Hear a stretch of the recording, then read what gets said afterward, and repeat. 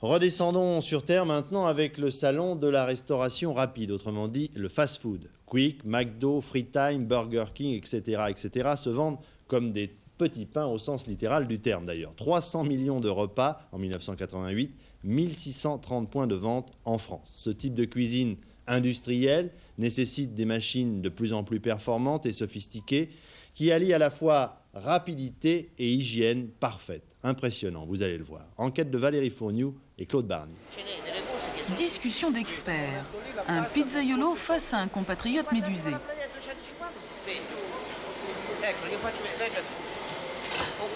Comment cette pâte préparée par une machine et cuite en seulement 2 minutes peut-elle être bonne et italienne?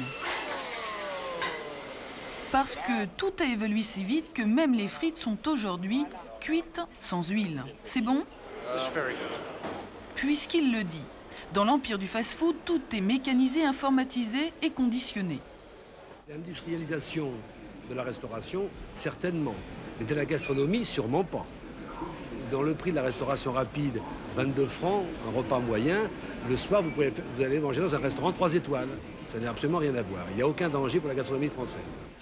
Le marché de la restauration rapide a frôlé en 88 les 300 millions de repas. Chiffre d'affaires, 6 milliards de francs. Le consommateur classique a entre 18 et 34 ans, adore le hamburger, mange vite et paie en espèces. Plus qu'une mode, c'est devenu un mode de vie. Il y a une espèce de grand micmac culturel comme ça qui se produit. Ce qui est vrai, c'est que notre alimentation change radicalement depuis une vingtaine d'années. Mais je ne pense pas qu'on aille vers un processus complètement catastrophique de standardisation, de perte du goût, etc. Je crois qu'il y a les deux qui progressent de front. Aujourd'hui, les grands trusts de la restauration rapide changent de look ou leur menu et proposent autre chose que des hamburgers comme les salades composées. Sans parler de diététique, une nette amélioration.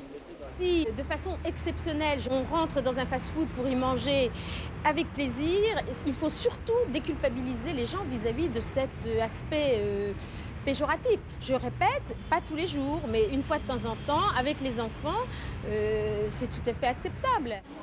L'hygiène alimentaire s'apprend dès l'âge du biberon. Une nourriture trop riche en lipides et en sucre provoque des maladies cardiovasculaires si fréquentes en France.